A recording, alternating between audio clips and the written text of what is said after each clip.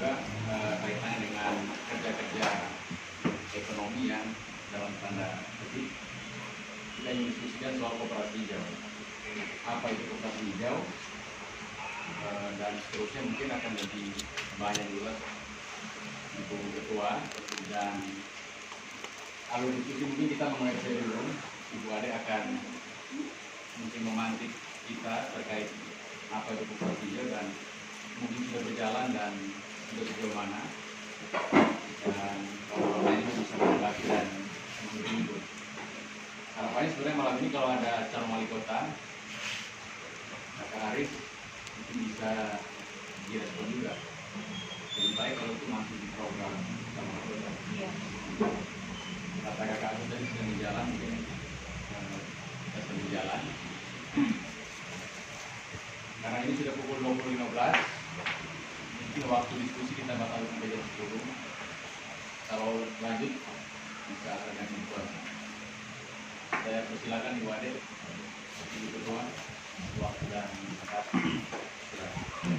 Izin Pak Medan. Assalamualaikum warahmatullahi wabarakatuh. Selamat malam. Terima kasih atas kehadiran kawan-kawan kita. Izin ke moderator, saya 15 sampai 20 menit untuk menjelaskan tentang gerakan ekonomi hijau masyarakat hijau Indonesia. Jadi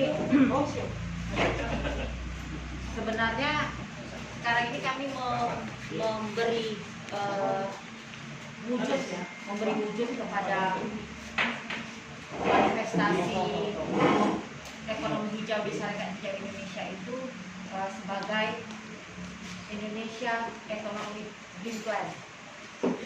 Nah, itu sesuatu yang besar, futuristik, ya, dan butuh energi dan perjuangan. Kenapa kami sebut Indonesia Economic Green Plan?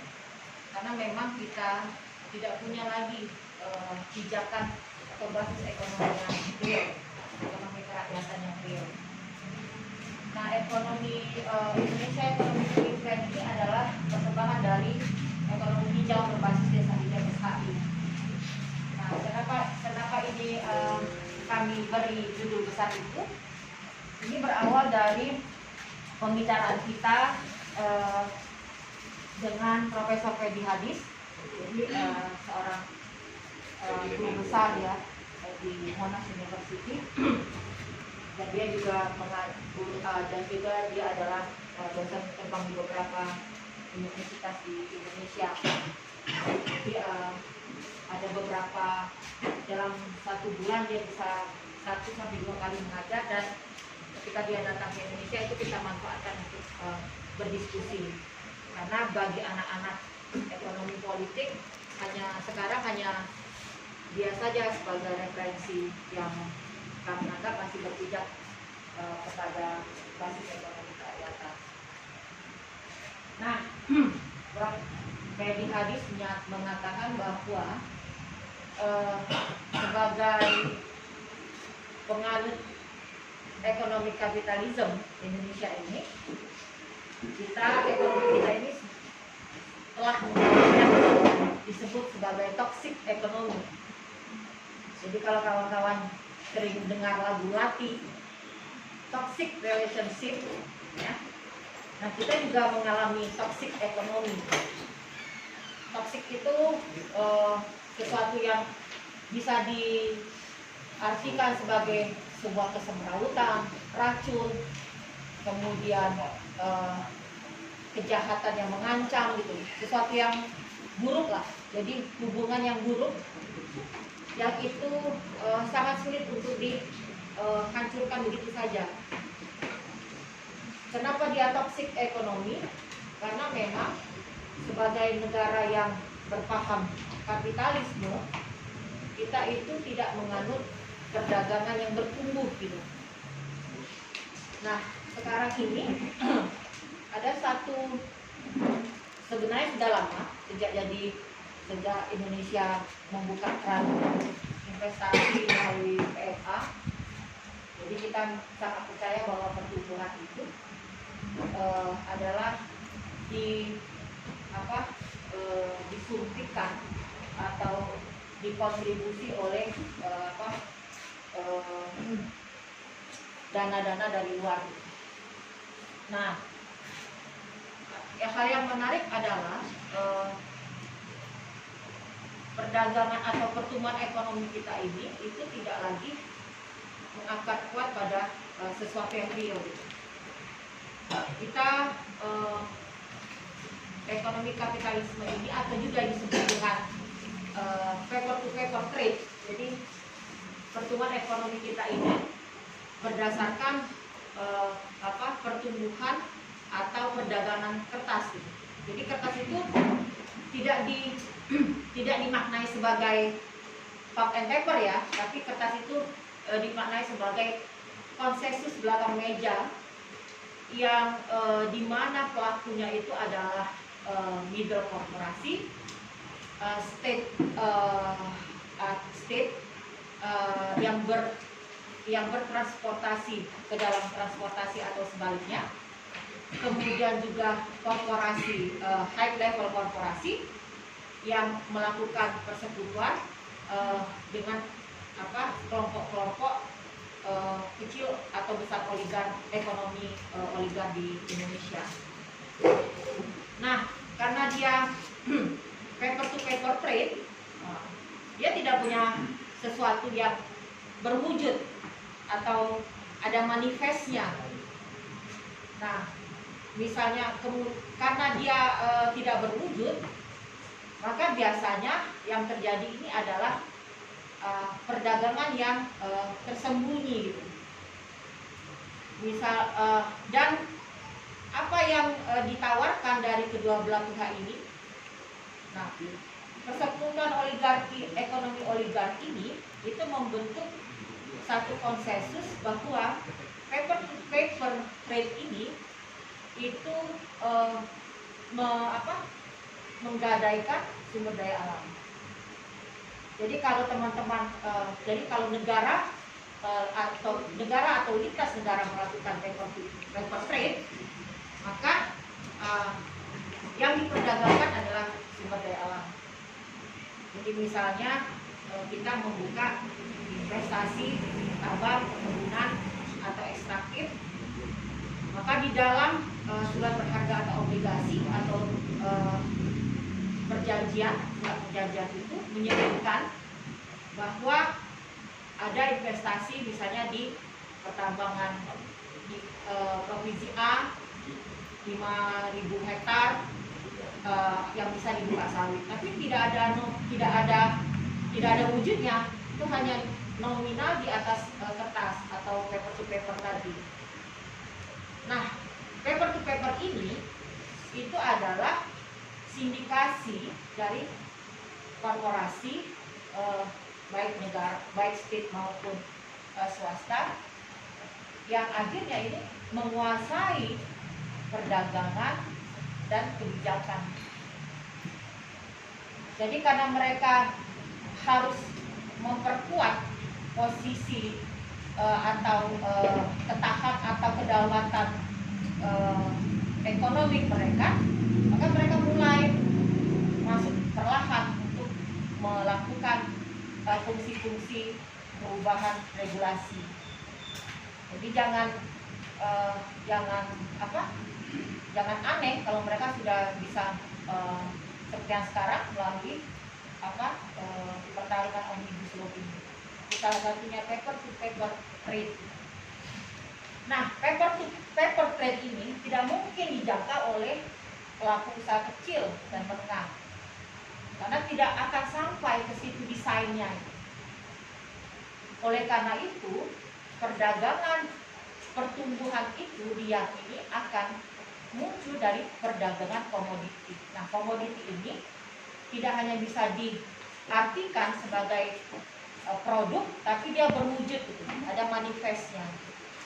Apa manifest dari yang disebut dengan perdagangan komoditi? Itu perdagangan rakyat. Salam. Bisa. Oh,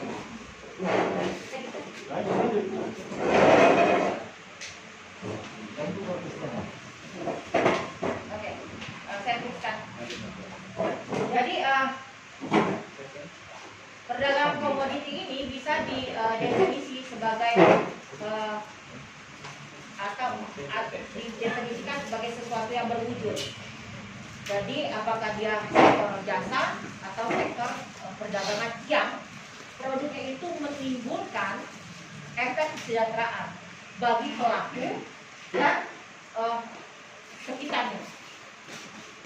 Nah, perdagangan komoditi ini itu terjadi di wilayah klaster kecil, menengah dan besar, tetapi tidak bisa keluar dari lintas dan negara dan lintas negara, karena dia dibatasi oleh kebijakan atau policy.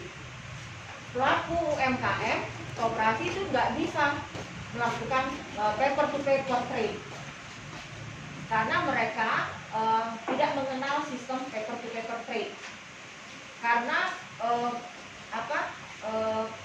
konsensus perdagangan mereka itu adalah konsensus komoditi berwujud.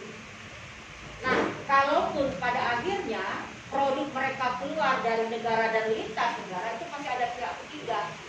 Apakah pihak ketiga ini masih dalam sindikasi atau transaksi paper to paper trade ini, atau dia memang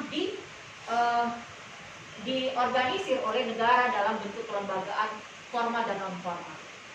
Nah, sekarang kita lihat siapa lembaga formal dan non formal itu.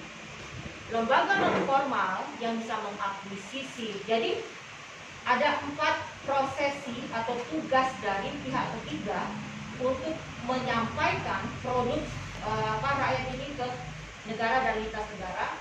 Pertama itu kurasi, jadi dia mengumpulkan, kemudian dia melakukan inkubasi, memilih, kemudian dia melakukan edukasi, dan terakhir dia harus memastikan ada transaksi dari perdagangan komoditi itu. Tapi karena sudah masuk dalam desain paper to paper trade, maka yang menikmati dari 4 prosesi kegiatan itu adalah pihak ketiga atau pihak yang bersindikasi dengan state. Yang paling kecil kita lihat adalah Kadin. Kadin itu diberikan otoritas penuh untuk melakukan kurasi, inkubasi, edukasi, transaksi, bahkan melakukan perubahan regulasi.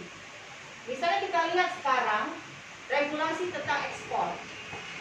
Ekspor itu di mana sekarang posisi standingnya di mana? Apakah di Kementerian Perdagangan atau di Kementerian Ekonomi, atau kalau memang mau direbut tata kelola ekonominya di tangan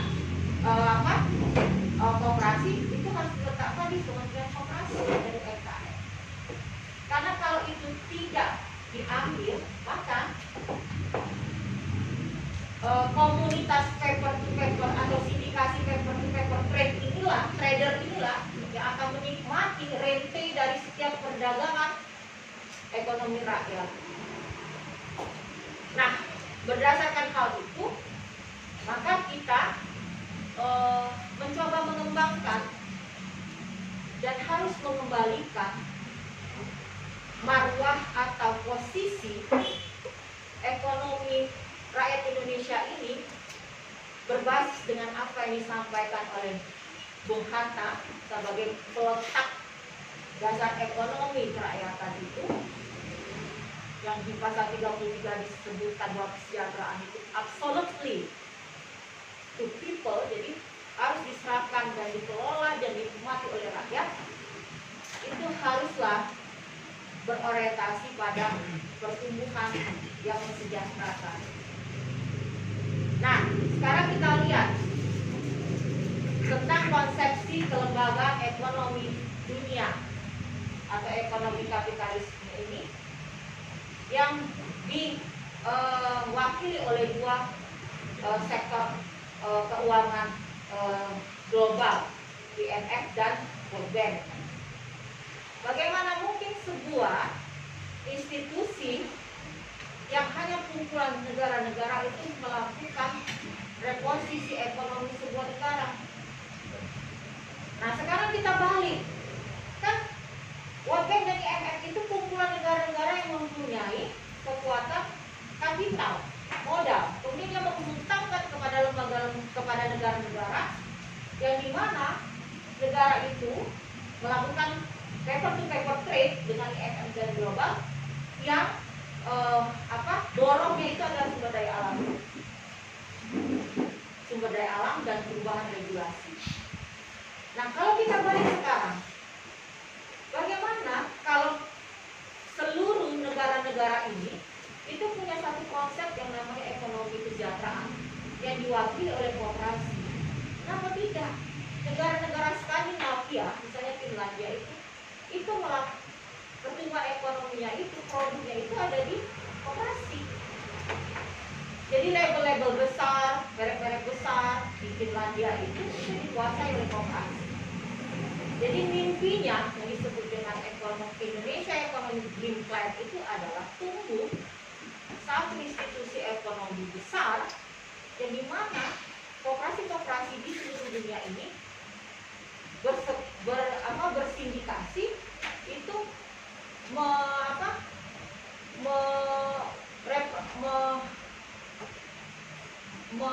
mengambil skema dari IMF dan global itu yang memindahkan uang kepada modal kepada negara, yang dimana paper to paper trade mereka borongnya itu adalah jaminan hak rakyat untuk mendapatkan kesejahteraan melalui perdagangan global.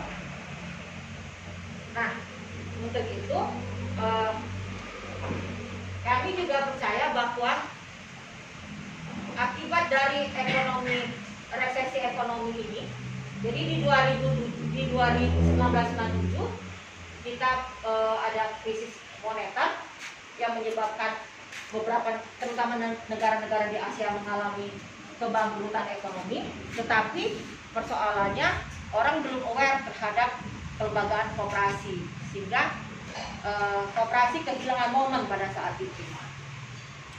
Nah, lalu di tahun 2020 ini, corona sebagai pemicunya, seluruh negara, hampir negara-negara besar itu mengalami resesi ekonomi.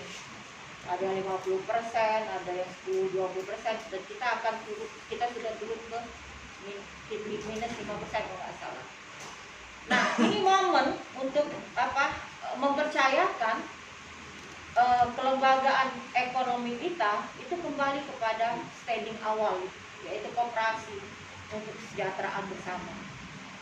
Nah, karena Sarekat Hijau Indonesia mengambil dua kerja besar, yaitu politik hijau, di mana kami diberi mandat untuk melakukan pendidikan politik terhadap anggota-anggota SHI, WAKI, yang kemudian nanti akan terjun ke politik praktis atau politik-politik bukan politik periferi ya, tapi politik substansi.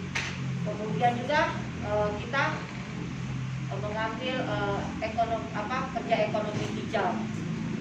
Ekonomi hijau ini bukan hanya mandat untuk memastikan bahwa tidak ada lagi kerusakan ekologi yang diakibatkan oleh masifnya aktivitas ekonomi kapitalis, tetapi juga memastikan bahwa ini akan menjadi sumber kehidupan bagi organisasi gerakan rakyat di masa depan. Nah, Sarekat Hijau Indonesia berharap ini ide ini yang sangat besar, yang mungkin terlihat sesuatu yang tidak masuk akal, itu bisa diterima gitu. Walaupun ini tetap harus divalidasi, makanya kami terus melakukan diskursus, kemudian melakukan pembicaraan baik dengan ahli maupun teman-teman. Tetapi kita percaya bahwa hanya koperasi lah yang mampu membawa kesejahteraan ekonomi rakyat Indonesia di masa mendatang. Walaupun bekerjanya mungkin lambat, tapi pasti akan ada akhir di mana koperasi ini akan menggantikan ekonomi kapitalis yang menghancurkan sumber-sumber daya alam, kemudian menghancurkan kearifan lokal, dan memastikan bahwa tidak ada pertumbuhan ekonomi yang terdistribusi dengan adil. Mungkin itu saja sedikit penjelasan dari saya sebagai representasi Sarekat Editor Indonesia. Mungkin nanti bisa ditambahkan sama Waka Aristan dan Bang Edang bagaimana merajut ini menjadi gerakan ekonomi bersama. Assalamualaikum warahmatullahi wabarakatuh. Oke, makasih banyak sama Ketua atas penjelasan singkat terkait visi politik hijau yang menjadi mandat politik SAHI. Saya ingin bilang selamat datang sama Wali Kota Palu. Lanjut, sorry. Temanya sudah berat, mungkin lagi diskusinya. Diskusinya semangat kayak. Berat. Lanjut. Tadi ada beberapa poin sebenarnya yang diadres 2D. Yang pertama sebenarnya itu soal konteks global terkait paper yang secara konsep itu ekonomi kapitalis. Kita tahu bersama itu ekonomi kapitalis, dan di waktu yang sama pula ekonomi yang skala kecil dan menengah dalam bentuk koperasi itu tidak bisa beroperasi. Nah, poin yang lain sebenarnya paling penting di sini ada soal konsolidasi kelembagaan ekonomi tadi yang sempat dibahas. Jika di level global ada World Bank sama ADB atau IMF, di level skala kecil menengah itu bisa dikonsolidasi juga dalam satu badan, isinya koperasi yang ekonomi skala kecil. Ini menarik untuk didiskusikan karena setahu saya WABI sendiri punya wilayah kelola rakyat yang sudah 3 tahun terakhir juga punya niat yang sama, punya visi yang sama dalam rangka ekonomi tanding, ekonomi kapitalisme. Tapi dalam prakteknya memang itu masih banyak sekali juga dan catatan penting yang perlu diperhatikan. Yang lain sebenarnya dari Bu Ade soal bagaimana merajut ekonomi yang sedang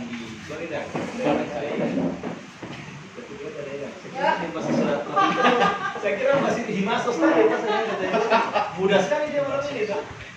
Himasos tadi, kalau masih Zikirnya bagus, zikirnya.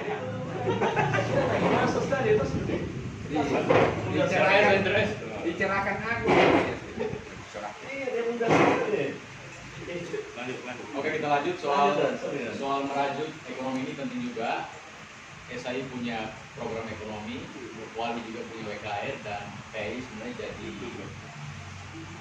penguat paling depan sebagai partai politik yang mengusung politik hijau. Nah, ini di sini ada juga kawan-kawan dari PHI, SAI ada juga, dan ada Direktur Wali yang saya kira penting juga menjadi tahun berikut dari sini.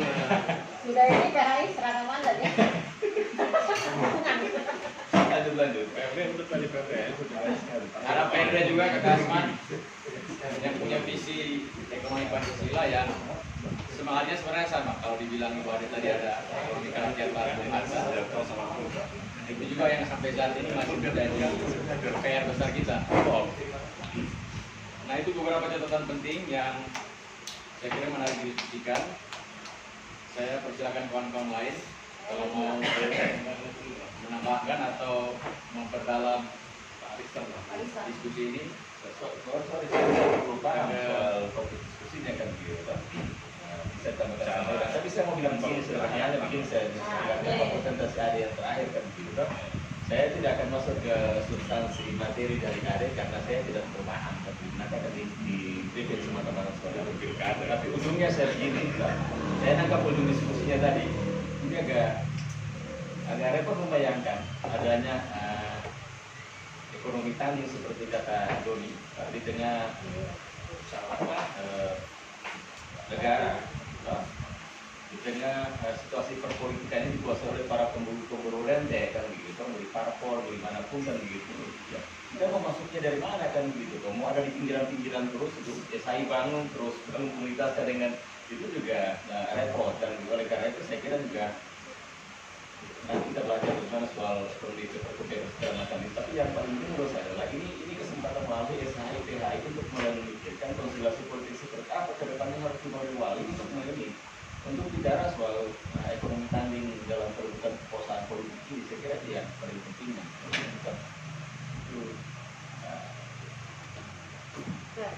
Saya susah membayangkannya bagaimana kita mengadakan ekonomi tanding di tengah para pemburu rente ini.